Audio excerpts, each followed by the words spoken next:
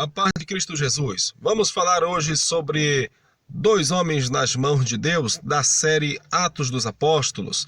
Vamos ler o texto, Atos 3, versículos 1 ao 16, que diz: Pedro e João subiam juntos ao templo à hora da oração, a nona.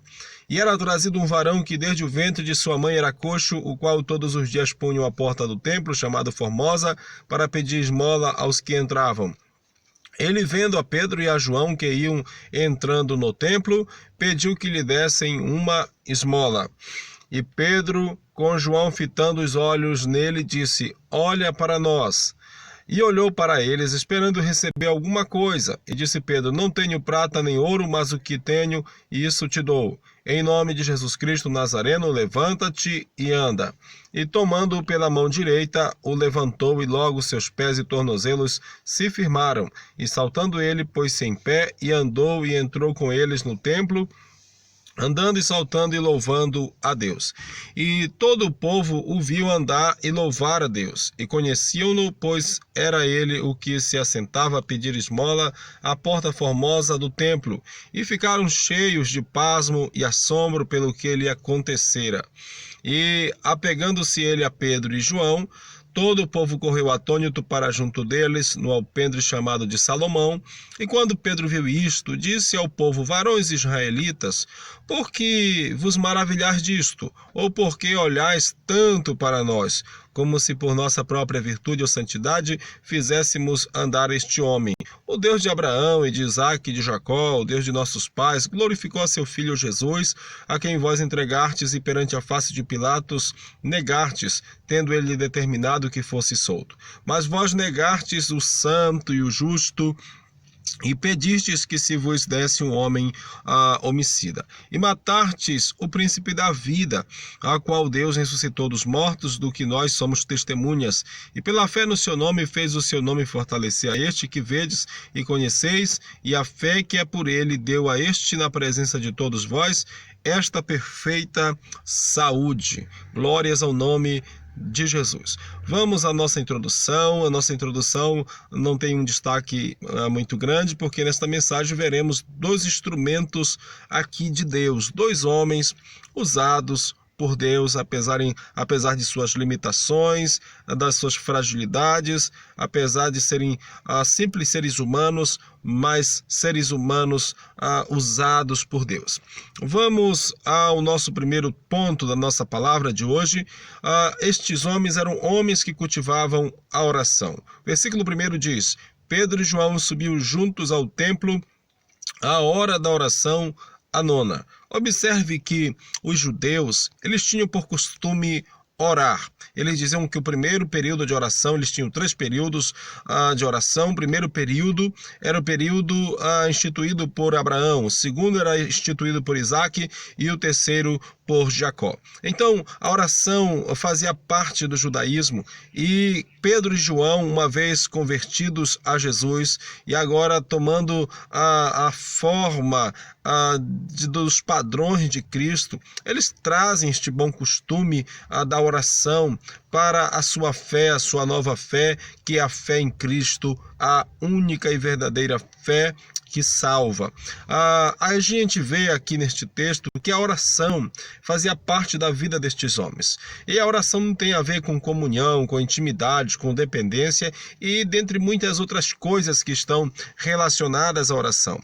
O judeu, quando ele orava, Jesus ensinou que nós devemos orar ao Pai Nosso que está nos céus. Mas judeu, quando ora, ele não ora ao Pai, ele não chama Deus de Pai. A gente não vai encontrar no Antigo Testamento Deus chamando o cristão ou o judeu chamando, por que não dizer, a Deus de Pai. Mas no Novo Testamento Jesus revela a Deus como Pai, falando que nós podemos ter comunhão, dependência, intimidade com Ele, e podemos depender dele, porque Ele é o nosso Pai, que nos ajuda, nos socorre, nos dá a sua presença, a sua comunhão, a sua intimidade. Então continuemos a orar. A sua vida de oração é muito importante. E esta oração fala de comunhão, fala de intimidade, fala de dependência, fala que você realmente está buscando e é um filho, sim, de Deus. Em segundo lugar, nós vamos ver que o texto nos mostra que estes homens eram homens piedosos e não somente religiosos. Observe o versículo 2 e 3. E era trazido um varão que desde o ventre de sua mãe era coxo, o qual todos os dias punham à porta do templo chamado Formosa para pedir esmola aos que entravam. E ele, vendo a Pedro e a João, que iam entrando no templo, pediu-lhe que lhe dessem uma esmola. Observe que eles não eram homens simplesmente religiosos, aparência religiosa, fala religiosa. Não, a gente vai ver que eles eram piedosos acima de tudo, porque eles tinham um compromisso estar no templo para a oração. Mas observe que eles atendem primeiro a este homem, eles param para atender este homem. Eles não são como aquela parábola do bom samaritano, que ali nós vamos encontrar duas pessoas, duas personalidades simplesmente religiosas, como o sacerdote, como o levita, que eles passam a largo, ou seja, eles assumem o compromisso religioso, mas esquecem da piedade, da compaixão e da misericórdia. Agora, Pedro e João não. Eles estão indo para a hora da oração, eles têm um compromisso de oração, mas eles entendem que o compromisso religioso é menos importante do que aquela alma, aquela vida que precisava de ajuda. Em ordem de prioridade, as pessoas valem mais do que as coisas. As pessoas são mais importantes para Deus porque uma alma tem um grande valor para Deus. E eles são homens não somente religiosos, mas piedosos. E é isto que Deus ele requer de nós, ele requer de você. Não seja somente uma pessoa religiosa, mas seja uma pessoa piedosa, misericordiosa, que compartilha a compaixão de Deus que está no seu coração.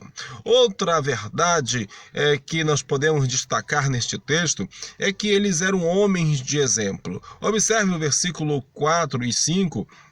E Pedro, com João fitando os olhos nele, disse: olha para nós. E olhou para eles, esperando receber alguma coisa. Claro que este olha para nós não significa que eles estavam pedindo para aquele homem os admirar. Não, jamais. Observe que lá na frente do texto, nós vamos ver que depois que acontece o milagre, Pedro ele diz assim: por que vocês estão olhando para nós? Não foi a gente que fez isso.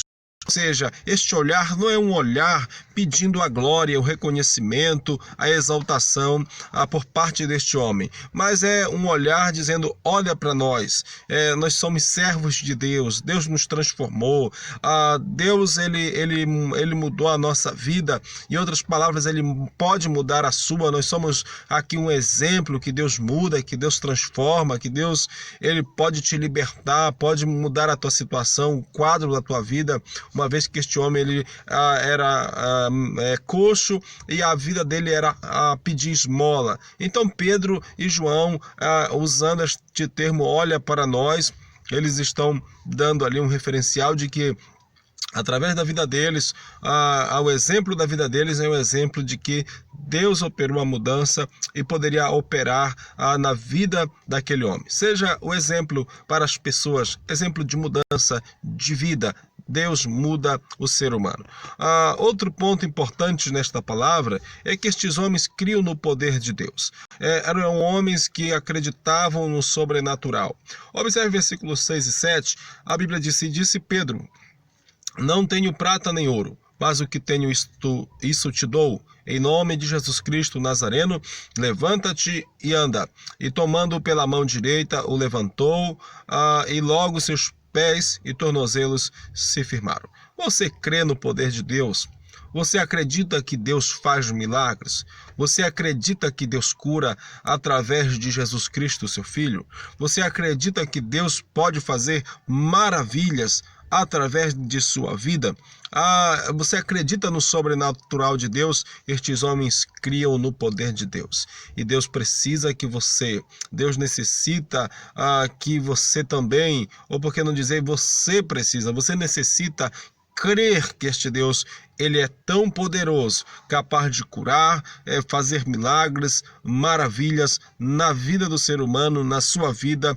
Creia no poder de Deus. Busque esta graça, busque este poder, porque ele pode fazer maravilhas. Estes homens criam que Deus, ele é poderoso, eles criam no poder de Deus.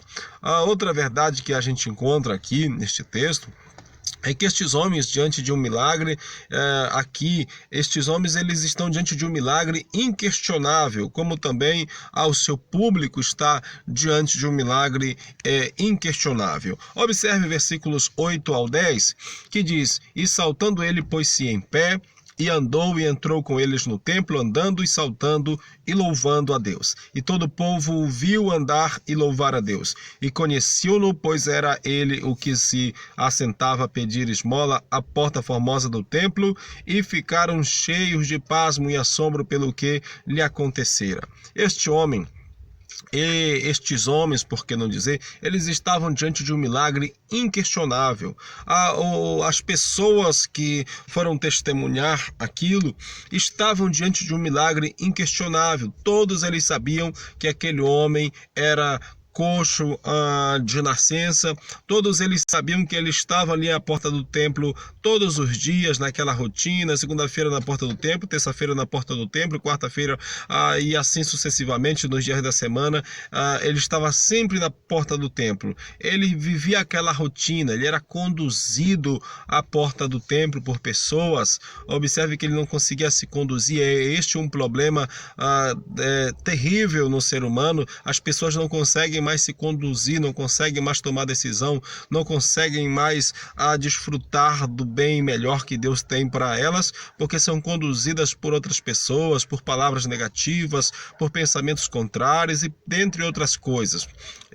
Então aqui nós vamos ver que Deus fez um milagre, e este milagre é inquestionável, não tem provas para refutar a este milagre. O nosso Deus faz coisas perfeitas, maravilhosas e inquestionável. Vamos lá. Outro ponto importante aqui neste texto é que estes homens, eles não roubaram a glória de Deus. Observe que estes homens, eles não roubaram a glória de Deus. Aqui está o versículo 11 ao 15, a Bíblia dizia: apegando-se ele a Pedro e João, todo o povo correu atônito para junto deles no alpendre chamado de Salomão. E quando Pedro viu isto, disse ao povo: varões israelitas, por que vos maravilhar disto? Ou por que olhais tanto para nós, como se por nossa própria virtude ou santidade fizéssemos andar este homem? O Deus de Abraão e de Isaque e de Jacó, o Deus de nossos pais, glorificou seu filho Jesus, a quem vós entregastes e perante a face de Pilatos negastes, tendo ele determinado que fosse solto. Mas vós negastes o santo e o justo, e pedistes que se vos desse um homem homicida. Matastes o príncipe da vida, o qual Deus ressuscitou dos mortos, do que nós somos testemunhas, e pela fé no seu nome, fez o seu nome fortalecer este que vedes e conheceis, e a fé que é por ele deu a este, na presença de todos vós, esta perfeita saúde. Observe, irmãos, que depois que aconteceu o milagre, a Bíblia vai mostrar que Pedro e João, eles não tomam a glória para si. Eles não são como certos pregadores que, ao acontecer um milagre, eles usam daquele milagre para sua exaltação, para que o seu nome seja reconhecido, para que o povo venha os ovacionar. Eles não fazem isso.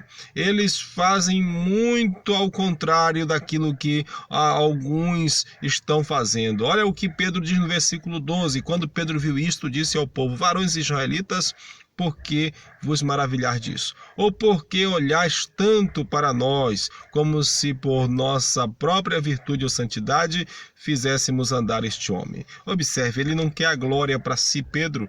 Eles não querem a glória para si. Eles querem glorificar a Deus. Glorifique a Deus através da sua vida, através do seu ministério, através daquilo que Deus colocou nas suas mãos, através daquilo que Deus faz. Sempre precisamos prestar a glória a Deus, o louvor, a honra, a glória, a adoração, tudo aprenda a prestar a Deus. Coloque Deus em primeiro lugar na sua vida. Tudo que você venha a fazer, lembre-se sempre de glorificar a Deus. Este é o propósito nosso aqui nesta terra: glorificar, exaltar, sempre dar a Ele a honra, sempre dar a Ele a glória, sempre dar a Ele a adoração. Agora veremos aqui um ponto importante neste texto, na conclusão. 3 coisas estão relacionadas à operação de Deus aqui neste texto. Primeiro, o nome de Jesus. Segundo, o instrumento. E terceiro, a fé. Observe que o nome de Jesus e pela fé no seu nome. Observe que o nome de Jesus. É no nome de Jesus que nós fazemos as coisas de Deus. É no nome de Jesus que o milagre acontece. É neste poderoso nome que nós servimos e fazemos a sua vontade e trabalhamos realizando o trabalho que Ele designou que nós fizéssemos. Então, o nome de Jesus, este nome é um nome poderoso que você deve usá-lo para fazer o trabalho, a vontade e a obra. E você tem que ter fé neste nome, a fé. E a gente vai ver aqui o instrumento. O instrumento são os homens. Deus usa homens, homens simples, homens humildes, homens dependentes, homens carentes da ajuda de Deus. Deus usa homens e Deus quer usar você. Não importa o seu status social, não importa se você é rico ou pobre, é conhecido ou desconhecido, é um anônimo. Deus, Ele quer te usar. Entregue-se nas mãos de Deus, entregue-se a Ele. Ele quer te usar poderosamente. Observe que é Deus, é o poder de Deus na nossa vida. Quando Pedro disse: não temos prata e nem ouro, mas o que nós temos é o que não tenho prata e nem ouro, por que não dizer? Mas o que eu tenho, isto eu te dou. Ele está falando de algo de Deus que ele tem na vida, algo que Deus lhe concedeu, algo que Deus colocou em sua vida, algo espiritual, algo glorioso e poderoso. Disse que Tomás de Aquino foi visitar o Papa Inocêncio IV, e quando ele chegou até ele estava contando moedas, e ele disse a Tomás de Aquino: eu não posso dizer como os apóstolos, não tenho prata e nem ouro. Aí Tomás de Aquino respondeu para ele: você também não pode dizer, levanta-te e anda. Só Deus pode dar para nós algo tão precioso, tão valioso e tão glorioso, que é algo espiritual que pode fazer de nós instrumentos para a glória do seu nome. Quero orar com você. Pai, abençoa teu filho, a tua filha neste momento, poderosamente, que seja esta mulher usada, esta moça, este jovem, este senhor, este obreiro, este pastor, usado em tuas mãos, este missionário para a glória do teu nome. Pai, que o teu filho tenha o que dar, o que ofertar, que tenha esta graça e esta unção de Deus na vida. Em um nome de Jesus. Amém. Deus te abençoe. Até a próxima palavra, o próximo vídeo sobre Atos dos Apóstolos. Um abraço, meus irmãos.